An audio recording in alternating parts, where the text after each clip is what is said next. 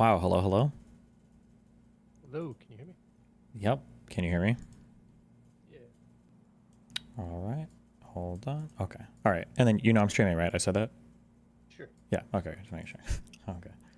Okay, cool. All right, what's up? How you doing? What's up? I'm good. How are you? I'm great.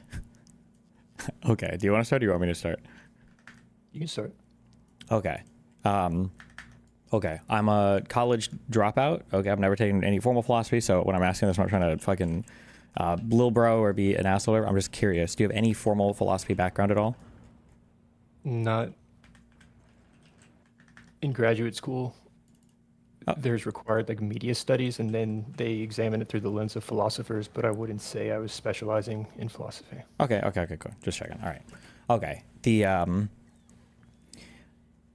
one issue that I run into sometimes when I see people talk about certain issues is there's a phrase that will get tossed around sometimes, and it's this phrase objective truth or objective scientific truth.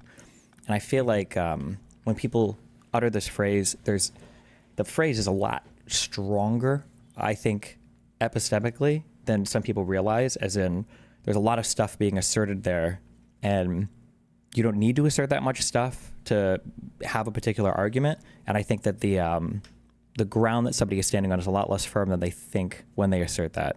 And sometimes I feel like people will assert things and they'll call them like objective truths as a way to kind of like axiomatically brush over where legitimate disagreement can exist. As in somebody will say like, oh, well, I believe A, and someone will say, I believe B, and someone will go, well, actually, A is objective truth. And I was like, oh, well, in that case, I guess if you've defined it as such, then I guess it's over. And I guess that's my main frustration with phrases like when people bring up like objective truth, basically, and then we can branch off from there or launch from there, or you can say something if you want. Yeah. No, I think that's fair. I don't disagree with any of that. Would and I think when I made that first kind of analysis of one of your responses, that's what intrigued me was the pattern that I'm seeing, not necessarily with you, but with a lot of people that we're encountering today, where one person in the debate is making the claim that the fabric of reality, which is what I'm referring to with objective truth, we'll get into that with like biological truth and all that, but either being malleable or not existing. And there's a deeper kind of concern around that. So that's kind of what the lens I've been looking at it through. But Mm-hmm. keep going. Yeah, I don't disagree with anything you said yet. Sure. Yeah. Okay, and then I agree that that's a thing that is concerning to a lot of people. That I think that when the obvious example you've seen like The Matrix, right? Mm-hmm. That if you think that you're on very firm ground when it comes to reality, and then somebody challenges something that you'd consider like this is like beyond reproach. You can't challenge this thing, right? Like, is my whole world a fabrication that robots are putting in front of me, right? That kind of thing is deeply troublesome, and it makes a lot of people uncomfortable. Now, obviously, I would make the argument that in some cases it's good to make those challenges because it shows you that when I say you, I don't mean you. It shows a person that, oh, well, actually, this is a thing that you're taking for granted, and it could be a different way, which is always good to be aware of.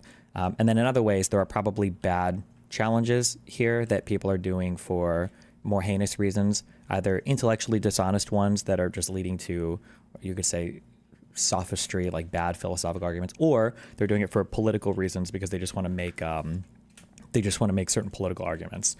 So an example of both might be, I'm not trying to politically charge anything one way or another, but somebody might say something like, oh, I think the Nazis were just pure evil. And somebody else might say, well, actually, the Nazis were normal humans like you and me, and it's good to understand what it would take to make somebody think something like that. Like that would be kind of like challenging some notion that somebody has. Where like, well, I could never be this thing. And it's like, well, maybe you could be. You could be a slave owner. You could have been a Nazi. You could have been who knows, right? That's a good challenge.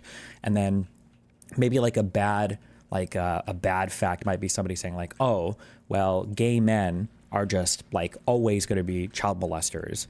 And it's like, well, that fact, I don't know if that's so much as rooted as any sort of real observation or any sort of like good philosophical argument more than it's just somebody's putting this forward because they obviously don't like gay people and they just want to be, anti-gay for whatever reason. Yeah. Okay. Yeah, no, I agree because that's what's going to occur if we accept that whatever objective truth is beyond our reach. It's what we're striving for through science or objective understanding. But it's not, we don't necessarily have it, but it is there regardless. It's what we're trying to map onto through knowledge. So there's definitely going to be the improvement of how we map onto that. So there's always room for a conversation. But that's different than sometimes when I'm encountering like Thaddeus Russell. I was messaging, I was like, that's the one that interests me the most because he does that so hardcore, where it's not just, it's dismissing the idea that there is an objective truth even beyond our reach. If that makes sense. Sure. Yeah. Okay. So do you want to get into a particular, I guess, what was the name you just referenced there? What? Thaddeus Russell. I did a video with him on Joe Rogan. We could dive into that. Let's keep going with this though, and kind of like consolidate whatever disagreement we have around that last video. So that seems to be grounded in what we're talking about. Sure. So I guess broadly speaking, there obviously this huge meme question. It was a meme online for a while, and then the Daily Wire did a thing off of it. The "what is a woman" thing. I think that when you're looking at gender or sex, and you're looking for the contents of what those ideas are, I think when you talk about like ontology or like categories and the information, the content that they have, I think there's actually a ton of really fascinating questions that you can ask about like what a particular thing is. So an example of that might be a long time ago, there was a lake, and that lake contained something called water. And people had an understanding of what water was, of some properties of it, of some things you could do with it, that you needed it for nourishment, obviously. Well, now in the future, we might refer to water as H2O. We have a chemical formula for it. When we say water today, and we're knowingly referring to H2O, in the past, when we said water, and we were referring to a thing that might not have always been pure H2O, and we had no understanding of atomic physics or anything like that at all, or chemistry or anything like that at all, are we referring to the same thing, or are we referring to different abstractions of a thing? I think that's a deeply interesting question. It gets into some like really interesting areas of ontology or metaphysics. And I think that when it comes to gender and sex, I think that similar questions can be asked, such as like when you say like a man or a woman and you define it by like chromosomes or whatever, that could be a way that you define it. But if you go back 1,000 years, nobody knew what a chromosome was, but we still had this identity of like man and woman. And so are we referring to the same thing? Were we just slightly less correct before and now we're more correct? Or have we refined our definition in a way that's changed it? Yeah, I don't know. I think all these things are worth discussing. I think there's two huge issues sometimes that pops up. One is I think that there are people that confuse, and I feel like I think I would probably charge you with this. I think sometimes people will view something as being a social construct, or people will view something as being like a human-created, mind-dependent category, and they'll confuse that with it being arbitrary or worthless, just like whatever. So like I would argue, for instance, that like the universal category of sex, that is a mind-dependent thing, that if every human being were wiped out on the planet, the category of sex wouldn't exist, but the underlying content of it would still exist. So you'd still have like things that we call males, things that we call females, like you'd still have dicks and vaginas and things that reproduce in a certain way. Yeah. Well, Although I will say, just as a real quick, as a real quick thing on the second thing, there are people though, they're not as common anymore, but there are people who do use it in an arbitrary manner where they'll say something like, oh, well, a man or a woman can be literally anything. Or like the entire concept of, for instance, of self-ID, you are what you identify as, is literally self-defeating and stupid, because then anybody could be anything this time. So there are some people that use it in a bad way, but then I think sometimes the response to that is a little bit too aggressive in the other direction, I guess. Yeah. Yeah, this is the semantic level of how we're mapping onto that objective truth. So you're absolutely right that language is a social construct. It's how we are, what we've agreed upon to reflect that objective truth, which requires that objective truth to exist. So yeah, we could, the argument that, well, woman, it's a term we made up, okay, but the underlying what we're mapping onto, which is what we refer to as the biological, when we say the biological truth of what we agreed upon, that what does that represent? It's biologically. So Yeah. So, I don't think I necessarily disagree with that per se. I think it only bothers me. I guess I'm kind of repeating myself. Is that whenever somebody entertains this conversation, it feels like sometimes there's a group of people that think they can shut it down very quickly and easily by saying something like the most common thing I hear is when somebody's like, "Oh, what is a woman?" Somebody says, "Oh, well, it's an adult human female," and it's like, okay, well, if you're using female to define woman, I feel like we're we're in the land of tautology at this point. Like you're defining a thing with a synonym. It doesn't seem like it's doing a very good job at that. Not to say that like, well, a woman or a man could be anything. I feel like sometimes it's a shortcut. And then when I see certain people discussing a topic, it feels like the topic is being held hostage by politics or social prescription rather than underlying, I guess, analysis or understanding of any kind of truthful statement, I guess. Yeah, if that makes sense. Sure, there's definitely the potential for that. I'm trying to think the example. I was trying to remember the example that you used in that conversation with the we're disproving the rule because there's an exception. Oh, I don't And I believe think that. I I think could. that's really dumb. I don't. Okay. Oh no, Okay. wait. Oh wait, I don't think so. I'm sorry. So there was a smaller kid there who I think was literally 16. I don't buy into all of his ideas. Mhm. So some rules can be disproven by exceptions, and other rules, an exception never proves a rule. I don't know where that idea came from, unless there's some logic that I'm unfamiliar with. But there can be some rules that can be disproven by exceptions, and I think that kid might have given an example of one. So if I say, for instance, we're working in a binary system, and I see the number 2 pop up, well, we're not in binary anymore. Something else must be happening, right? So that Right. would break that That's rule. yeah, that's a more accurate analogy than what he was saying. Mm-hmm. So like if we were to say human beings are born with 5 fingers, well, some people are born without 5 fingers, but biologically speaking, is it accurate? Is it valid to say human beings have 5 fingers? Even though there's not the potential for that. The other one that you used that was interesting was if a woman has spikes on her hand. I get the analogy there, but it's still that analogy is claiming that okay, we can use common sense to dissect these social conversations, but the problem is that the analogy is that these biological spikes are what's causing the unfair. It's so common sense. We could see these spikes would make it so that it wouldn't be fair for them to compete, but that's mapping onto what immutable characteristics born through biology still. So it's still going back to biology.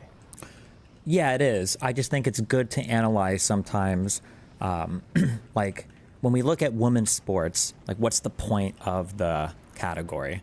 It seems like the point of the category is that there is a group of people that we want to have athletic representation for, and therefore we've created this category called women's sports.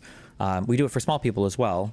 It's called weight classes, right? So we have like different, and there's different types of like fighting and everything depending on the weight class. But like we have weight classes as well to protect certain heights of people or body builds or weights of people as well. And I think the issue that I come into a lot when it comes to, I'll warn you that I'm probably an outsider here, so I don't think any other progressive would ever say this because for whatever fucking reason. So personally, I don't think it matters about the quote unquote fairness in terms of should trans people be allowed to compete in a sport. I think it's more just like, well, we have to analyze why the category is created, and would letting a trans person compete in the category like destroy the reason for that category? And so in my opinion, the answer is yes. If you have a category created to protect cisgender women who wouldn't be able to compete with somebody with a I guess a male biology, then allowing trans women to compete there seems to break that the same way that a woman with spikes for hands would probably break that. So you probably just wouldn't have that person competing because it would break the category. But like my analysis can start and stop there without me having to moralize, like, am I attacking all of like biology or my fundamental understanding of the universe or anything like that. That's what I meant when I said like we can engage in the analysis and do like I think like a good faith pursuit of these underlying categories without having to like morally load or normatively load every single statement we make. I think, yeah. Sure. Yeah, that's fair. The challenge it's a bit more complicated, I think, because we can't necessarily identify why the classifications exist. It's also for the sake of the competition. So boxing, they divide men into different weight classes. Safety. There's going to be multiple reasons, so it doesn't reduce down to a singular reason. That would be my only response to that. Mm-hmm. Yeah, and I agree. There's going to be a multiple amount of reasons. But it's important to understand what those reasons are, because none of those reasons have anything to do with self ID. Like none of those reasons have Oh, but we anything. can. But regardless of those reasons, we can still, even if we the change is if the change introduces safety hazards, it's even if that doesn't correlate to, oh well, we were separating them by weight class for the sake of competition as well. It's if we're suddenly introducing this complication, I don't think it necessarily has to map onto the category. We could recognize, like, which with your spike analogy, Yeah, no, no, yeah, it I was disposes it in. I was agreeing with you. I'm saying that like if we say that we've created this category for women, we didn't create it just to have it so that whatever IDs as a woman is suddenly allowed to compete, right? It's like that. Like have you ever seen the movie Air Bud?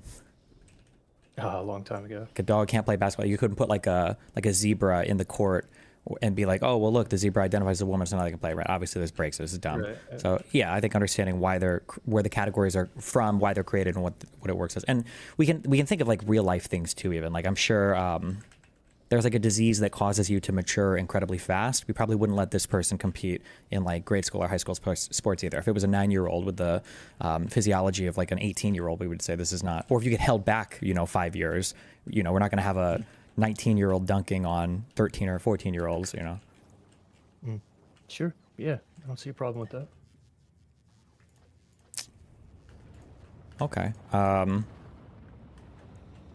Yeah. Wait, what else? Did you have any other things in particular, or?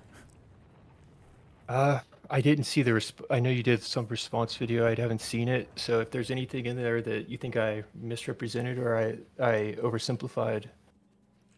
I'm curious, when you say like objective scientific truth, can you describe, like, give me some understanding of what you mean when you say that statement? Yeah, it's that separate from us that we're striving for, that exists independent of any social construct. It's what we would say science, mathematics is trying to understand. Simple as that. Does that make sense? Yeah. Okay. I'll rephrase it slightly, and I think we're on the same page. So we can say some things are like mind dependent, like Harry Potter doesn't exist if all humans are dead, right? And then there are some things that are probably going to exist, hopefully, even if every single human is wiped out. So like a book with Harry Potter, the story in it, or a book that will exist even if every human being is wiped out. There's some underlying matter there that exists regardless of any humans to observe it or organize it, right?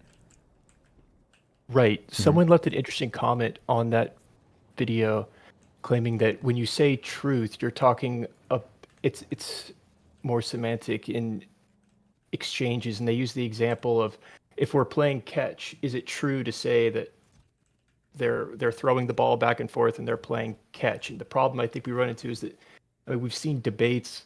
Sam Harris, Jordan Peterson debated just the word truth for like 2 hours. So to simplify that down, because an arrow can fly true, a statement can be true, but so when we're talking about objective truth, I think we're getting closer to like biological truth. So the problem is, this gets into a semantic conversation, but as long as we kind of understand what we're laying out here. Yeah. So I would argue that. So philosophy and psychology run into this issue where they use a lot of the same words that we use in common parlance. A really great example of this is like depression, right? Like having major depressive disorder is significantly different than just feeling depressed. Or a true statement is a lot different than in epistemology, like having a theory of truth, like justified true belief or some other kind of like theory of truth. So I think the semantic part is important to declare the boundaries of like, what is the conversation about, Yeah, I would say that in that example, I don't think that would be objectively true, saying this psychological condition is worse, because to some people it might be worse, it might not be. It might be a valid statement. So that video with the student with J.K. Rowling, I wouldn't even claim that it's true that J.K. Rowling is not transphobic. It's more, is that a valid conclusion based upon the evidence that you can provide? But it's not objectively true because I can't account for everything that she's said. Does that make sense? It's kind of true. So true. So I think the issue there, like there are different types of truths that we can talk about. Yeah. So like, for example, it's kind of funny when you talk about like defamation law and everything, you get into some of this as well, right? If I say like Warren punched me in the face, like that's a statement that you could take me to court for if you hadn't punched me in the face, because I'm defaming you, I'm lying. It's an actionable statement. It's something that clearly reduces to a true or false. It can be clearly observed in the universe. But if I were to say something like Warren is a huge, big, meanie asshole, right? You can never take me to court for that because it's an opinion, right? You can't prove that one way or another. I'm allowed to have that opinion. But I think there are different types of truths. And in 99% of human conversation, this doesn't matter because people will automatically intuit what the context is. But it gets harder when we start to bring in philosophy, because now we're, again, like I said, we're trying to invoke much firmer ground than what we're actually standing on. And sometimes these truths can be quite different from each other. So for instance, when we say the difference between like a truth in physics or chemistry and a truth in math, I would say that these are significantly different types of truths. So for instance, math is a system that is built on, if I say axiom, do you know what an axiom is?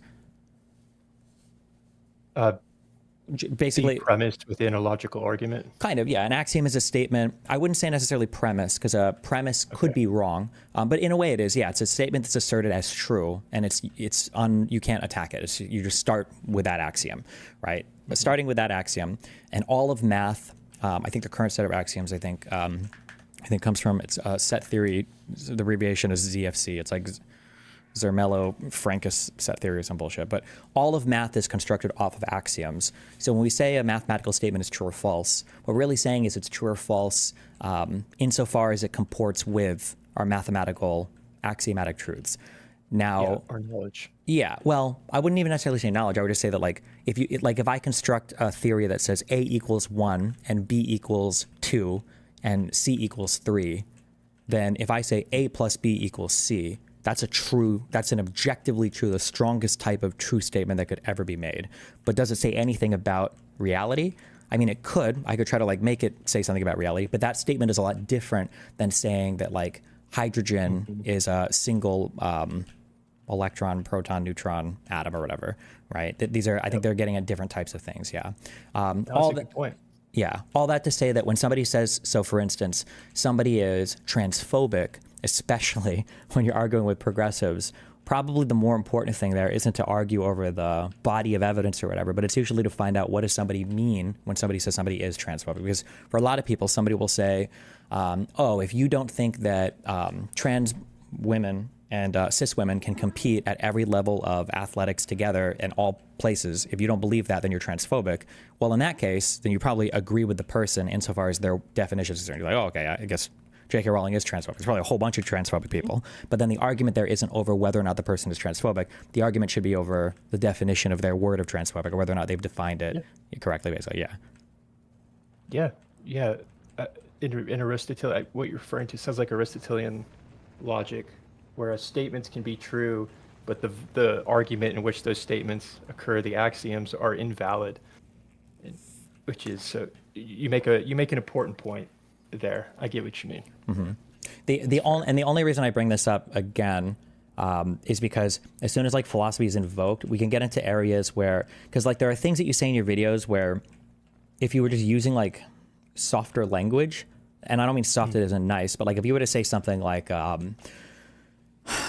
so for trans women competing with cis women in sports, you can have whatever social feeling you want about equity and inclusion and all of that, but that doesn't change the fact of the matter that a trans woman who's gone through a male puberty will always be conferred certain biological advantages. And that's going to be true almost universally no matter what. And that's a statement that is very, very, very hard to disagree with, almost impossible to disagree with. But I think I said that. Kind of, but there's a slight difference when you say something like that, you can't escape the biological truth that a man is a man and a woman is a woman. That's an objective scientific truth. When we say things like objective scientific truth, I think we're invoking huge bodies of philosophy. It's almost like importing a library. We're bringing in way more powerful statements, I think. That's where I start to have an issue with it. And it might not be an issue for you only doing that, but then the issue will carry over to, let's say somebody's having a debate or an argument over, well, what is a man or what is a woman, or what defines the difference between these two, well, somebody will take that same argument before and go, oh, well, it's objective scientific truth that a man is a man and a woman is a woman. It's like, well, hold on, you're just defining it with itself. And now we can't have that conversation because we've been so semantically kind of mixed up before. Right. We're moving back into the semantics of it, but I would argue that it doesn't reflect at all upon the objective truth itself, objective reality, which is what we're trying to map onto. And if you can provide a better mapping of how to map onto that, then go for it. But when we're talking about biology, something like Richard Dawkins, that is the best explanation we have been able to. I mean, that's the reason he describes the poetry of reality. That's what he's interested in through biology. Yeah, and I would hope that most scientists are trying to model some aspect of reality. It's typically what we do with science, because the better we understand it, the better we can manipulate it. It's just frustrating when that vocabulary then gets weaponized in other areas where it might not necessarily be as important. So, for instance, men and women, or trans women and women, like, say, showering together or having some shared bathroom or whatever.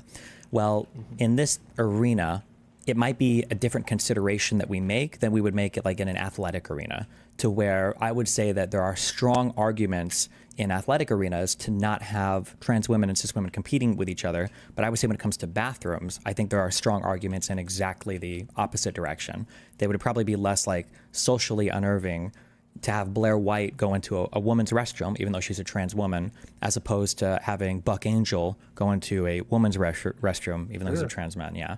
But if somebody were to invoke like the objective scientific truth semantic, and they were to bring that over to the bathroom one, well, now that conversation is being held hostage by the incredibly strong language used in the other argument. I guess is my issue. Yeah. It could. And moving into that sort of debate, the problem I'm seeing, and I try and take it, the problem I'm seeing is that tomorrow, if I can decide that I'm a woman, and now I guess it would be under the law, if I am now treated as a woman in all these spaces, because you're talking about differentiating bathroom spaces from the showering spaces or whatnot, the problem is that how are we going to approach that through the level of policy? Because where the rubber meets the road is the policy, which I would guess how we legally approach this. So if I tomorrow I'm a woman and now I have access to all these spaces, and you can't feel uncomfortable, you can't question that, you can't tell me to leave. And that's the problem that I haven't heard anyone address when I have these debates. Yeah, I agree. I think that's a huge problem. But I think that I think it just has to start from a better like semantic ground where like everybody's using a very clear understanding of the words.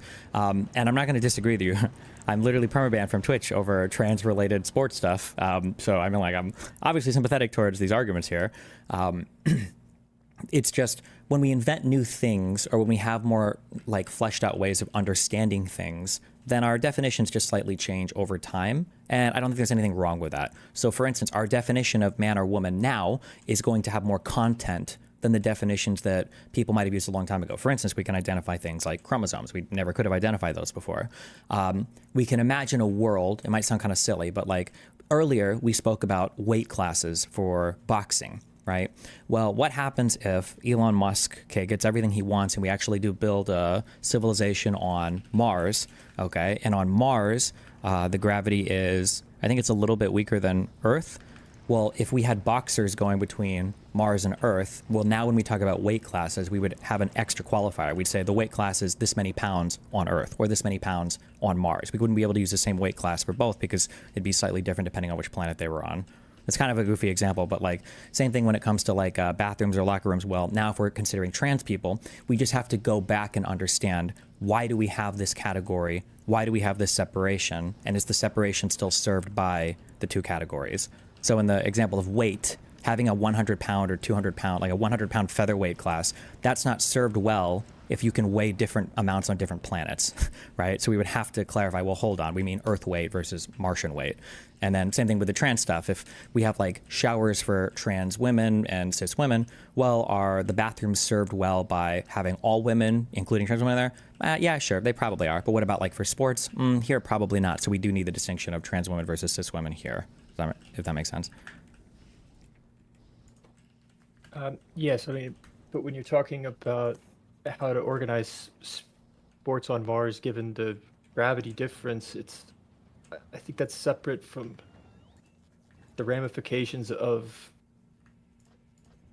again, if tomorrow anyone can decide that they're a woman, there's no escaping that in the landscape that we're being presented right now. These problems are still going to occur. You could talk about how they're enforced around bathrooms as opposed to sports and everything, but that's not getting at I guess it's just a different way of viewing the issue. Well, so like the argument that you just brought up there, in my opinion, so you didn't say anything about like objective scientific truth or anything like that. But without even saying that, I think that argument there you made was a very strong argument for why you can't have things like self-ID. It doesn't make sense to create a distinction if anybody can ID into the distinction. Like definitionally, that's stupid, right?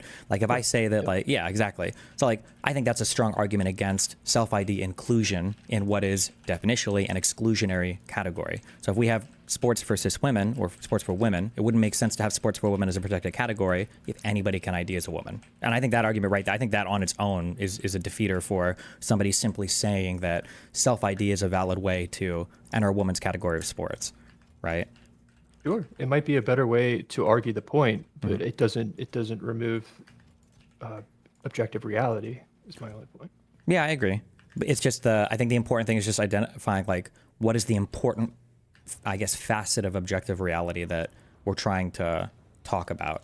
And I don't think it has much to do with, I don't think it necessarily has to do, let me think about this for a second.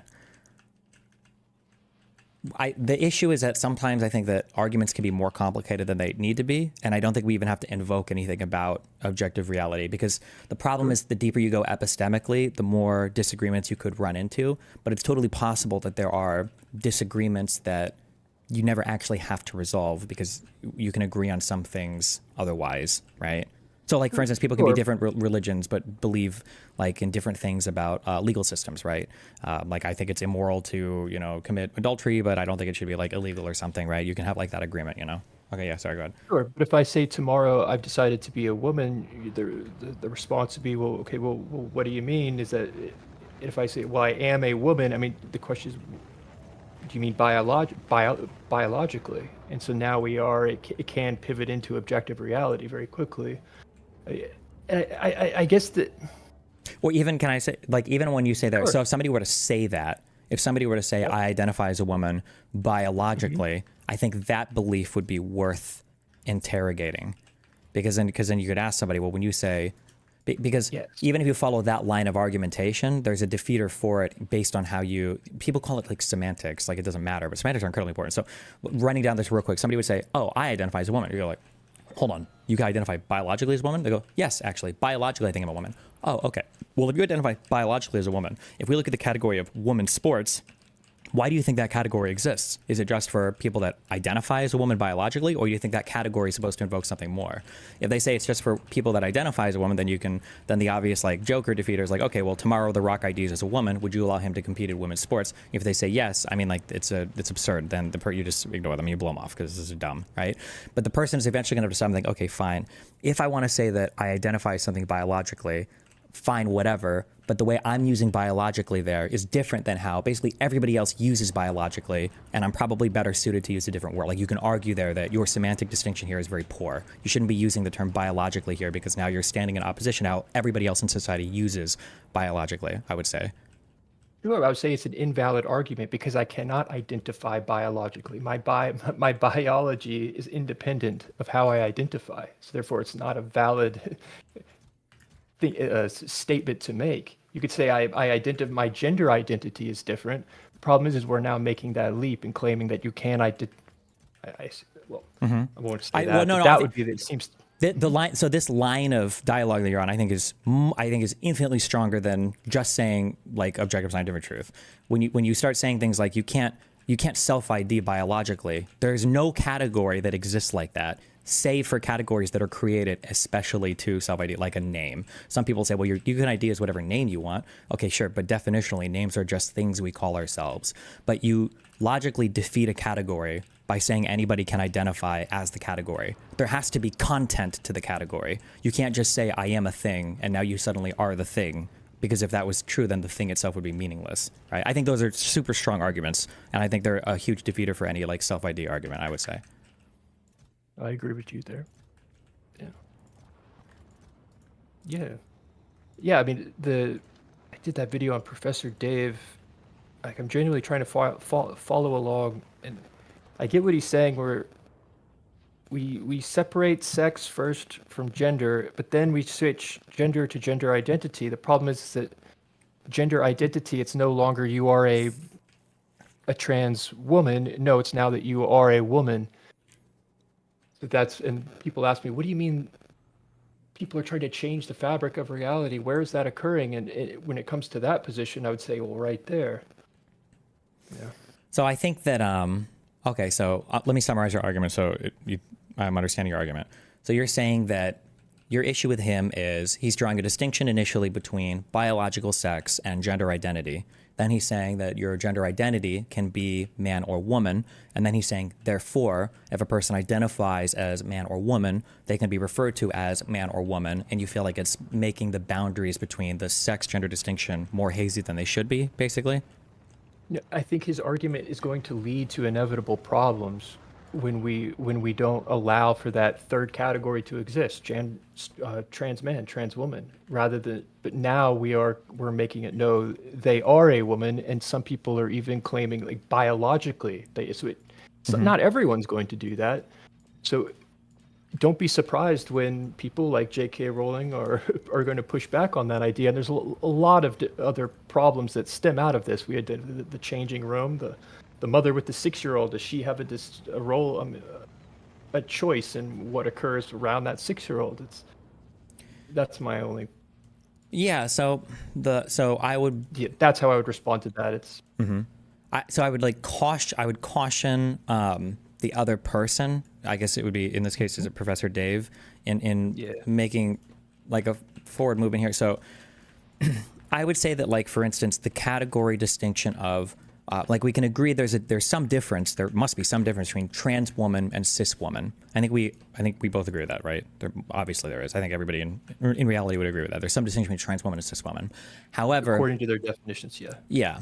However, in ordinary society, we typically would just identify somebody as a woman or a man, because usually we don't have enough information to come to the conclusion of if they're cis or trans, right? Like, we're not genital checking or chromosome checking everybody, right? So, like, in that case, if somebody was arguing that in terms of social distinctions, we would probably just call trans women women and trans men men, because that's just typically how we ID each other, through how we look at each other and everything. I think that's okay.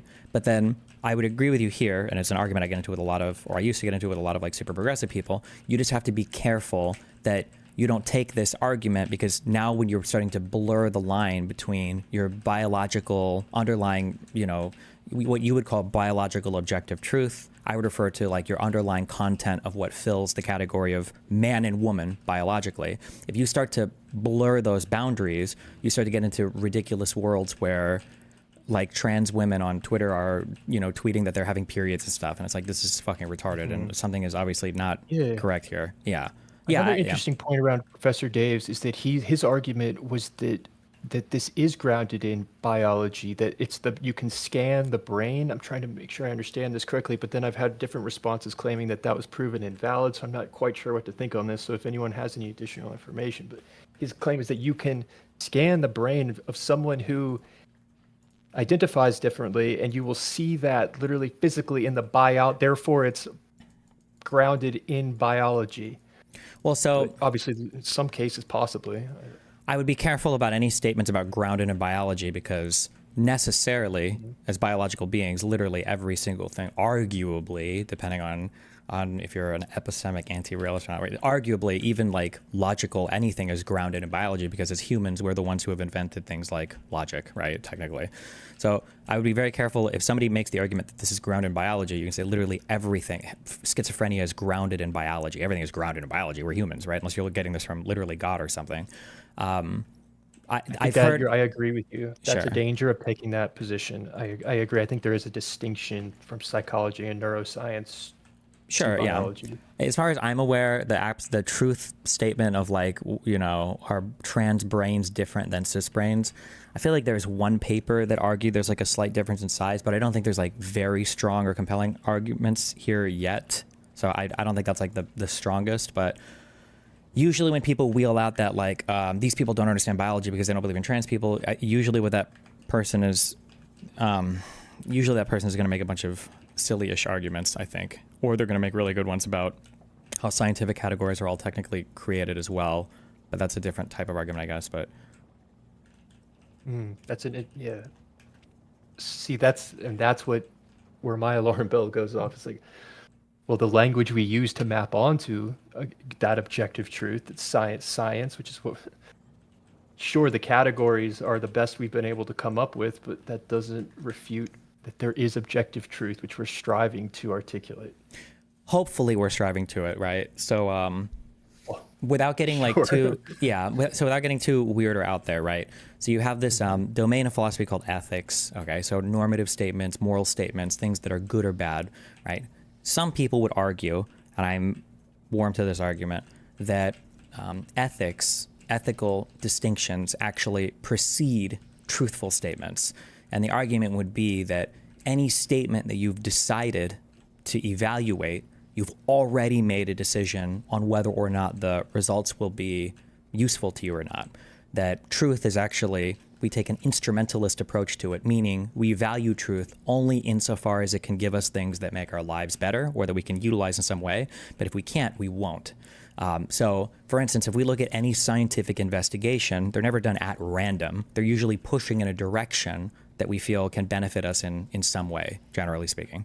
The reason why I say all of this is because the dangers of using statements like objective scientific truth, even when it comes to things like biology, is in the past, have you ever heard of like phrenology?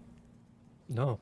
So like phrenology was, I think, the concept that like the Negro skull had certain indents that made them like naturally more in servitude to like white men or something, and that like if you were to kill a black person and you were to check the indents in their skull, that there was like a whole science constructed around like saying like black people are built to be slaves or whatever. And all of the science built around phrenology probably wasn't a pursuit of the truth per se. It was a pursuit of something that was furthering the ends of obviously people that had an investment in that. Or have you ever heard of like And what Lysenkoism? disproved that? Did objective truth disprove that? Well, no, it was other scientific investigators disproved it, hopefully because, as you're saying, like it wasn't true. Right. The underlying content wasn't true. Yeah. Right. But there was a time period where everybody believed in, or a lot of people believed in phrenology. Or have you heard of like Lysenkoism? No. I might not have this 100% correct, but the Soviet Union, for whatever reason, the guy that was in charge of a lot of their agriculture stuff, I think Lysenko, I don't know if it's because he viewed it as like Western science. He didn't believe in either genes or cells. I think it was genes. He didn't believe in genes. So they didn't believe that you could like crossbreed like hybrid crops or anything like that. He just didn't believe in it at all. And it was called Lysenkoism, and it dominated Soviet thought around agriculture for a while. But like that thought didn't necessarily come from his belief in pursuing objective truth. It's because he was probably he probably thought he was pursuing objective truth, which is always the scary thing, right? But there were probably other value statements that were driving his decision making there. Yeah. In an ideal people world, could like, go ahead. Well, I mean, people, you make good. That certainly can occur. Where I would be careful is I made a video exploring this idea where Neil deGrasse Tyson's sitting down with Shapiro. I think you talked about that one briefly. Yeah, I think so. That's what I was trying to point out is where he starts questioning simply making an objective observation, meaning an observation about something which we do understand to be objective truth. We are in agreement upon that. He's, well, how does that fact, I think that's what sparked this whole thing was my comment on that. How does that fit into the larger story which you are wielding? And Shapiro's response is, why does that matter? Is it not enough to observe something that is objectively true? I think that, so I'm giving Neil deGrasse Tyson a bit of credit here because I haven't ever heard him say anything like completely outlandish, although he's definitely a little tip-tippy sometimes. But I haven't heard him say anything like completely insane. But I would say that if I remember the conversation, the gist of it is just, it's similar to what I'm saying, that like people just need to be a lot more careful about how firm the epistemic ground they're on is, because it can be a lot more shaky sometimes than they realize. Even if there are things you can observe that feel like, oh, this is just a fundamentally, absolutely true thing. This will never be disproved. This is just so true. Like, it's just obviously true. But there might be a statement to where there might be a society that says 1 + 1 = 3. And you might analyze this all day. You can take all of your mathematicians back and you go, okay, well, 1 + 1 = 3. Maybe they define some ones differently than other ones, or maybe they've it's just a thing that it just doesn't make sense. Or maybe the society's irrational and you try to tell them that, like, oh, okay, well, we're going to come here, we're going to brain zap all of you and make you understand that 1 + 1 can never equal 3. That's not true. And then you make all of them understand that, and then the whole herd dies out, in 2 generations. It's like, well, what happened? And well, their understanding of 1 + 1 = 3 before was that if you take like a male and a female of an animal and you put them together, they'll have a kid, and their whole society was built around like shepherding or whatever. So in that sense, they're like, okay, 1 and 1 is 3 always, because you always get a new kid.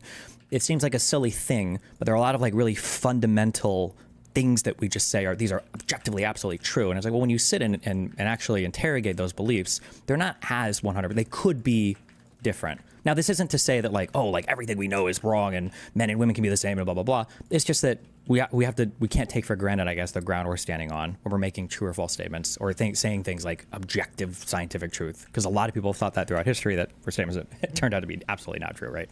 That's fair. Yeah, that's a fair point. Yeah. Did you watch that long conversation with Sam Harris and Jordan Peterson?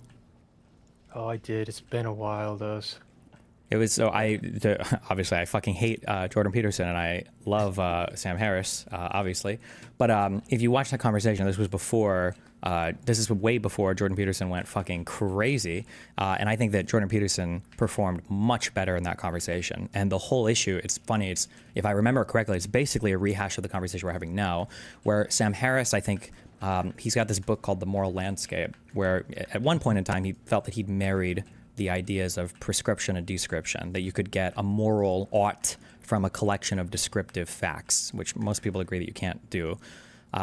But every time Sam Harris would say like, oh, well, we're creating like a moral landscape that's better, Jordan Peterson would go, well, what do you mean by better? And it's a good question. And it seems obvious. Well, what is better? Obviously, we're happier, healthier. Well, is that obvious? Like, in all points in human history that we haven't always agreed. There are some things we agree on, but we haven't always agreed on what that means in every single category. So yeah, it's a really interesting conversation to watch. And I think Jordan Peterson actually does make a lot of really good points in that conversation. But yeah. I'll check it out. But it's very boring, and it'll be a very like philosophy heavy semantic bullshit type conversation. It's very much into that. But yeah, it's Harris getting frustrated, like, because Sam Harris just wants to say, can't we just fucking assume? What he really wants to do is he wants to say, can't we just fucking assume this? But you can't, not really. You can't really actually just assume it, yeah, because it takes all the hard part out of it. Yeah, I was just listening to Jordan Peterson and Richard Dawkins yesterday. That's probably the most painful one I've seen with him. Is it, how recent is that conversation? I think it was 2 years ago. The first one I heard, it was only audio. I think they were at Oxford, and so there was no camera. And oh man, I would say it's his poorest one, but they're just coming at it initially when I think when I messaged it to you, I was like, I think we're just interested in different things, kind of coming at this in different ways. Like, I wouldn't consider myself a political expert or debater at all, but and they're just coming at it from completely, because Richard Dawkins is very much grounded, like we were talking about the poetry of reality, that's his saying, and he's very much simply about the pursuit of objective truth, and Peterson brings in archetypes and stories, and the two just collide. Gotcha. Yeah, I would have to see it. If it's going to be recent Peterson, I'm probably going to think he's a little bit crazy. However, you'll think he was crazy in this. Sure, maybe. I will say that, like, I'm a huge atheist. Like, I very much appreciate, like non-spiritual answers and distinctions for things like that. But like, I do think there's this term called scientism, and I super believe in this, that sometimes people, in their pursuit of being like non-spiritual, or in their pursuit of being like woo woo or whatever, they end up in Yes, this like world where they think that they're like, oh, everything is going to be about this just objective scientific truth, and I'm not going to use like gay shit like emotion or social constructs or whatever. I'm just going to stick in this subjective world. And it's, well, as a subjective being, you kind of like what you said in the beginning, you actually don't even have access to that world, arguably, right? Like, we can't even access the world outside of our subjective understanding. Imagine humans didn't have ears, and an alien creature comes and tries to describe music, right? Like we can't even perceive like differences in vibrations in the air. How could we even understand something like that, right? We just happen to have the sensory inputs for it, but there could be whole other sensory inputs that we're missing. It's possible, it's conceivable, you know. Yeah. So somebody like Dawkins, I might even disagree with more than Peterson, even if Peterson doesn't argue it well, just because some people are, too eager to like say everything is grounded in absolute fact that we have access to at all points in time. And it's like, oh, no. yeah, no, I see what you mean with that. I think he does miss some points that Peterson's trying to lay out with, but the flaw was more, and he's just too long-winded in that exchange, where it's like he gets overly enthusiastic. He's in ayahuasca and blah blah blah. And Dawkins is like, look, man, just like. That's when the one where he first said you're drunk on symbols. There was a later one moderated by Alex O'Connor, but this was the first one. But I think you make a very good point there that I agree with. Yeah. Okay. Any other things? No,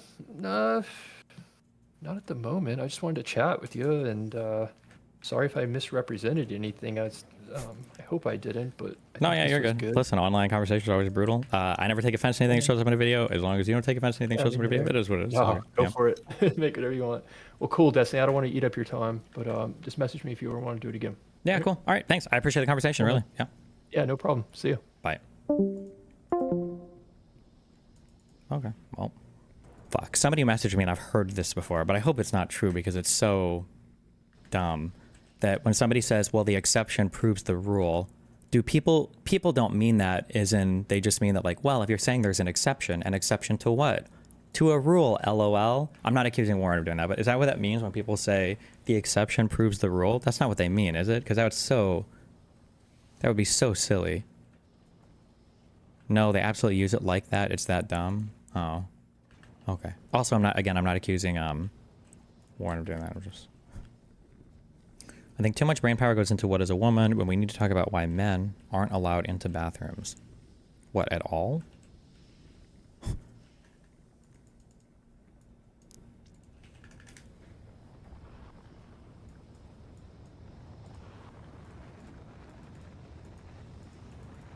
Have you looked into the hands-off protests? The ones about Trump yesterday, supposedly they were really huge.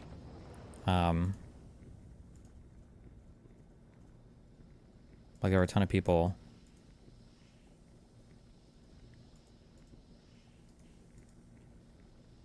Jesus, an hour and 30 minutes? There's zero chance that we watch.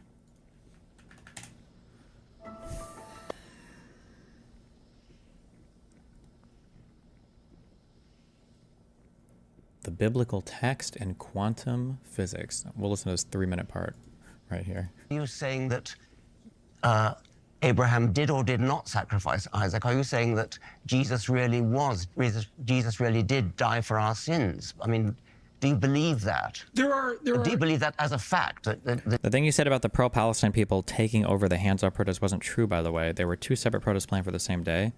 I never said it took it over. I just said it sounded like they were trying to ride off the back of that hype, and it seemed really, really, really cringe to me.